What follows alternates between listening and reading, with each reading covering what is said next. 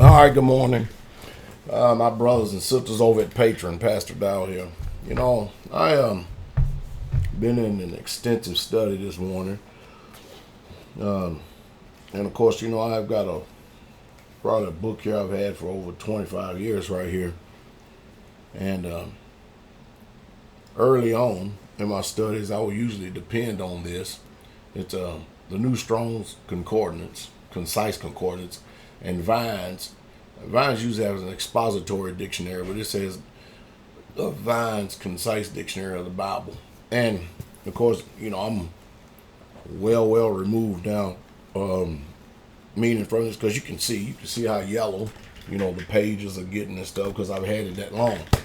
But I started going over this morning, started reading some of the definitions that allegedly that these scholars have given the definitions in order to define certain words with.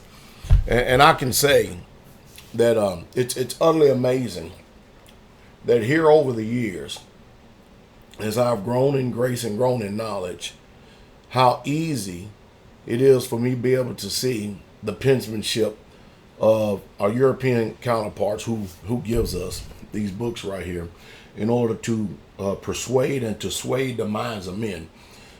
At best, a lot of their definitions is definitely not Hebraic, and nor is it coming from a Hebraic source, but they're very, very inadequate. And this book right here, I would say it would be considered a good book for an entry level and surface level person. I got books in here about theologians and alleged scholars and stuff, and I tell you, it's amazing how that people today just simply refuse to remove the human element out of interpretation, translation, transliteration. Name it whichever way you want. They refuse to, though. They refuse to remove the human element out of it, thereby not only trying to send people's minds down a certain road to be persuaded to think a certain way, but to put forth their own doctrinal agenda rather than allowing the truth for itself to stand, because we all know that the lie binds and the truth set free. And I am really, truly getting to the point, and I'll tell you, I'm going to cut it short right there on that thought. But everybody don't have the spirit of truth. I mean, people have different persuasions and influences that they have in their lives, and it's just it's a sickening thing to me, because if you are a student or disciple and you are expected to learn something, and then the first thing you do is go to all of these so-called handyman references and stuff like that, and these people that seem to be of somewhat, and people who think that they know something, and then you come to find out after multitudes of years of coming to the knowledge of the truth and learning certain things, especially culture and heritage, you're going to find out that these people are at best weighed in the balance. They are, many of them, they just flat out deceivers, because even when you withhold information, no matter how popular or unpopular it is, and you start taking out of the book and taking the meaning from the book, I still think that leaves you to be judged by the Most High Yah. I do. I think that it actually, I think that those people would actually fall in the same category that the Most High said that if you remove anything of the prophecy of this book, He's going to remove your name out of the book of life. And I believe that. And there was some people, a lot of people in this history, they don't even really care. They really, truly don't care. That's how deep Satan's kingdom runs. See, most people look at Satan's kingdom from the outward adorning of these ignorant folks who want to dress up like witches, warlocks, or good witch, bad witch, and all that stuff. No, not me. The first person and the first place that I've always looked for Satan at was always in the assembly and always in the church, the alleged church or the assembly. Because that's where he does his most damage, because he already has the world out there. So I always have looked to the assembly to see what Satan is. And man, if I've seen him once, I've seen him and his disciple 1,000 times over the years. Don't be deceived. Don't be deceived.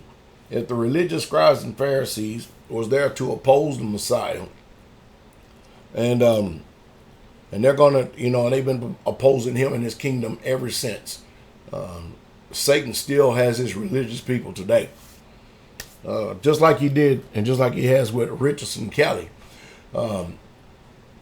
This guy, first it came out on Facebook that, at first it looks like that PastorDowell is overreacting. I'm not overreacting. As a matter of fact, it reminded me of that parable, art thou he that troubleth Israel. And I keep telling you, I'm not the one that's troubling Israel. Israel's already in trouble. And they're in trouble because you got these false prophets like Hananiah prophesying against Jeremiah. And Jeremiah tried to tell y'all that y'all ain't sent these people. I'm telling you now, y'all ain't sent these jackleg, bootlicking, and feminine men either. They are dang shysters and liars. Now, most people today don't have the gumption or the spiritual fortitude or the integrity to speak like that. Yeshua said, that's what Jesus said. He said, by their fruits, you're going to know them. You're going to know people by their fruits. And if you can't discern fruits, then how can you know them, especially if you're very apprehensive on judging fruit because you're considering man's personage for some reason an advantage or gain or whatever it is. I don't understand. But I do know this. I do know that if I don't call out the falsehoods, especially those who are masquerading as Israelites and stuff, and especially explain to you when something is wrong right here, we all going to end up having hell to pay. And I'm not in this just so I can sit up here and play religion and then hope one day in the end I end up in the kingdom. No. I'm in this for the long haul. For the long haul, for the rest of the days of my life, like I've been in it for the last 28 years. I've been in this a long time doing this thing. And so it's easy for me to pick up this reference right here and see how off our European counterparts are, especially concerning the law and the testimony. Let me tell you something, man. The law is the truth, period, point blank. And when you talk about the law is the truth, you talk about the Messiah is the truth, you talk about the prophets, you talk about the scriptures, everything that the Most High did. He is nothing but the truth. And I'm telling you, I still believe, man, there's very few men left like me that's going to have a no compromise, no lobbying, no compromise, none of this mess right here. We're going to stick with it. But I tell you, Richardson Kelly, he gets out there and blasts me on his platform, didn't think it was going to be seen.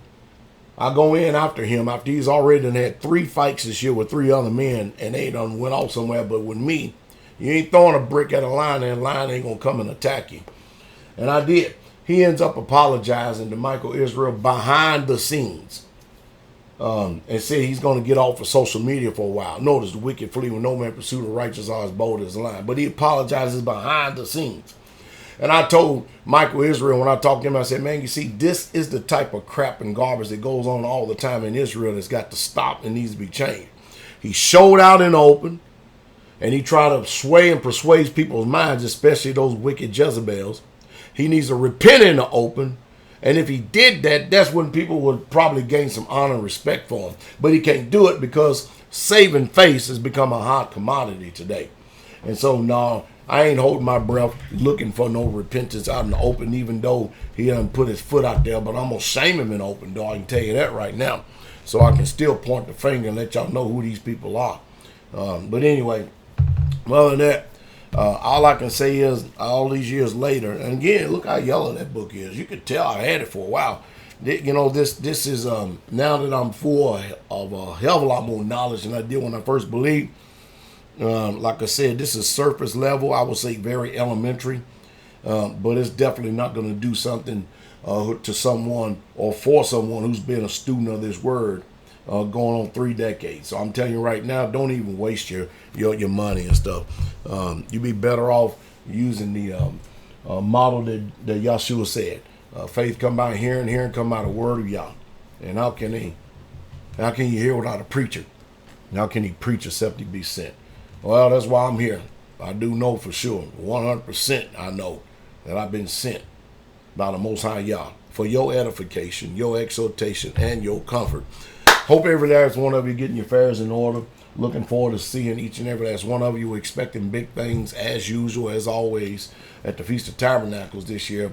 Hope y'all have a wonderful, wonderful day. King coming.